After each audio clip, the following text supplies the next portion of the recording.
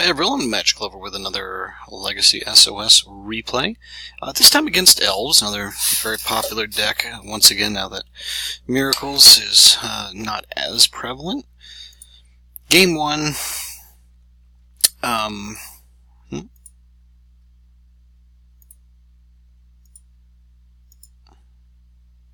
sorry, I thought I broke it there for a second. So anyway, Game 1, Elf gets off to a pretty decent hand in terms of Tide Attunement, a sack enabler, enough mana, so I think I'm in good shape.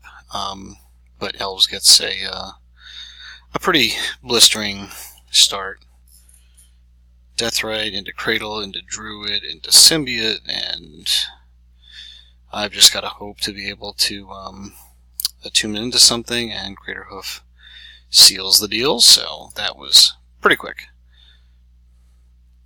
Game 2, being on the play obviously helped out a lot. Hatching plans, an enabler, and some removal.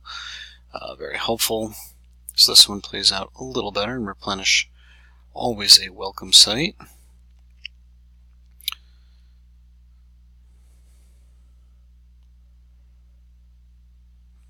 Deathrite to Nettle, but I haven't seen a glimpse or a Cradle yet, so I'm thinking I'm in okay shape, and now I'm playing towards a Parallax Wave. Next turn, drop a Caracas, Parallax Wave his entire board, draw 3. I'm thinking I'm pretty set.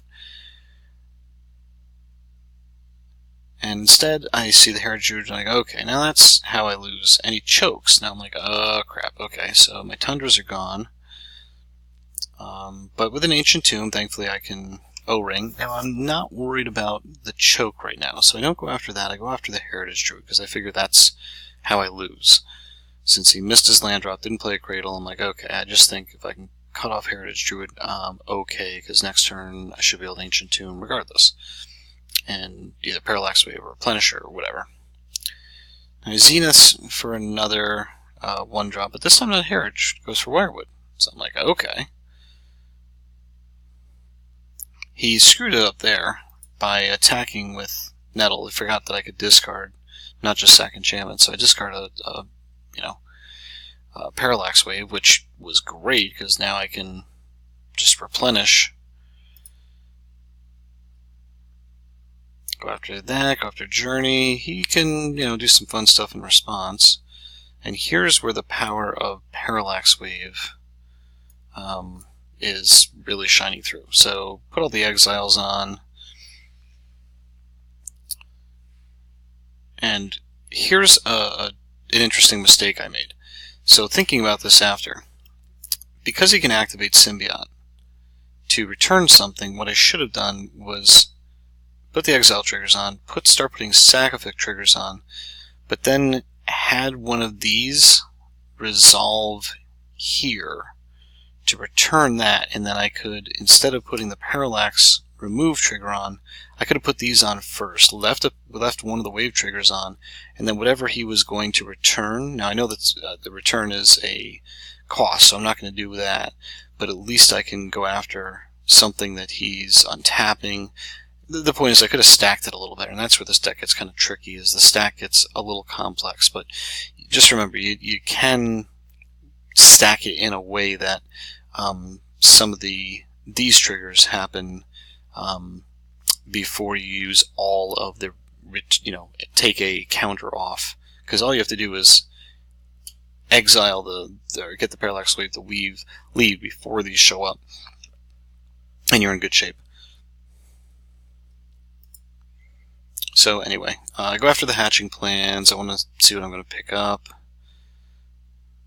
That way, if he has something to kill my Thanatog, at least I can grow it and discard it, or discard some stuff. Hopefully looking for another replenish to get back all my goodies. Instead, my stack comes down pretty well, and I he returned one of the Deathrites, fine.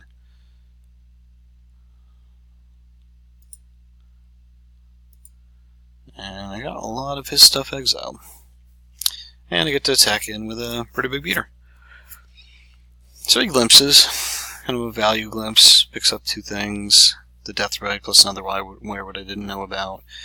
But now that I've got mana, an enabler, a full hand, and Chalice is bonkers, so I get rid of excess enablers and lands, because I don't have a replenish. If I ever replenish, I would have put the enchantments in. I think Chalice on 1 does a lot.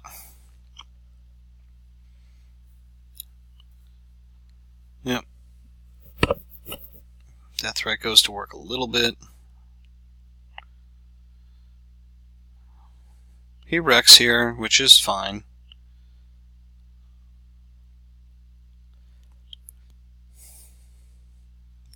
So now there's 2 Shamans out, so my this is where it pays. Don't play your excess lands. You do want them in hand for attunement fodder, because now I can Parallax Wave and wipe them. So again, here's where I should have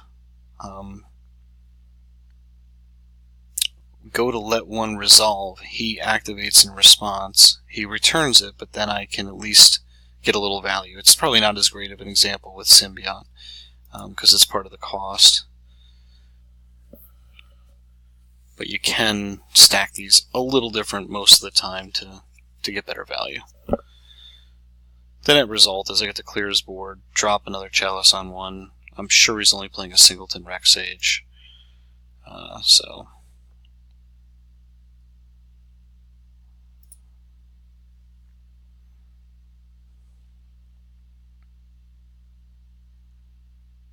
But he returned the Rec Sage, which I forgot. That's okay, I get another Chalice. This clause is actually pretty handy. I probably should have stopped playing lands. There's no way I need, to generate 4 damage and 12 mana. So at least I don't play that. I kind of forget and just out of habit dump my lands.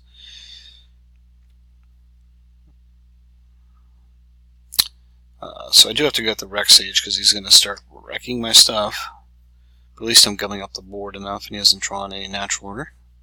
And Replenish here pretty much seals the deal.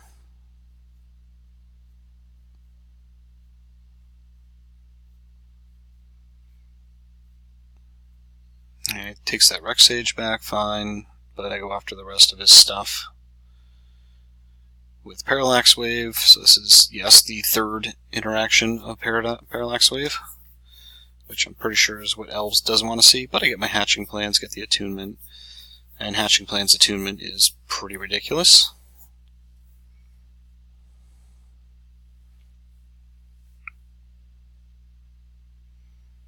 But Elves is a Tier 1 deck for a reason.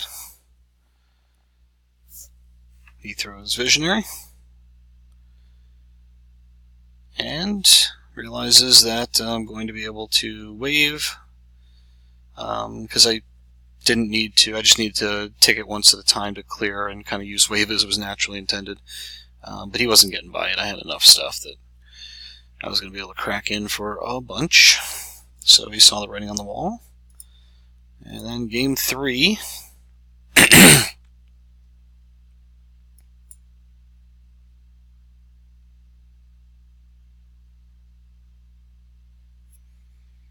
Not what I wanted to see. But I do have, enabler, replenish, plans, lands. Unfortunately, he's got Cradle, which is not what I want to see.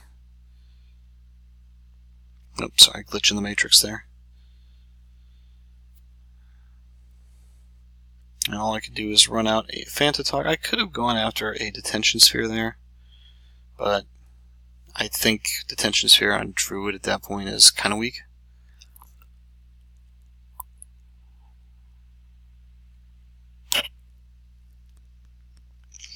Now, I dumped my Detention Spheres, basically counting on just being able to replenish any Thought Seizes. So that was pretty much the game, is I dumped my good enchantments in the hopes that, I'd just be able to untap and replenish, and that's the point of Bayou, right?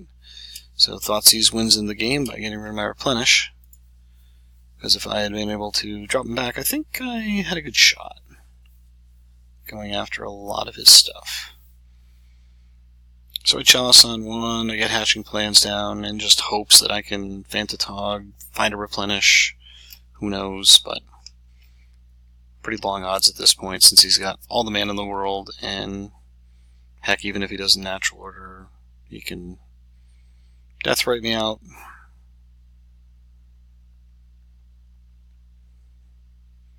At least I get the Fantatog.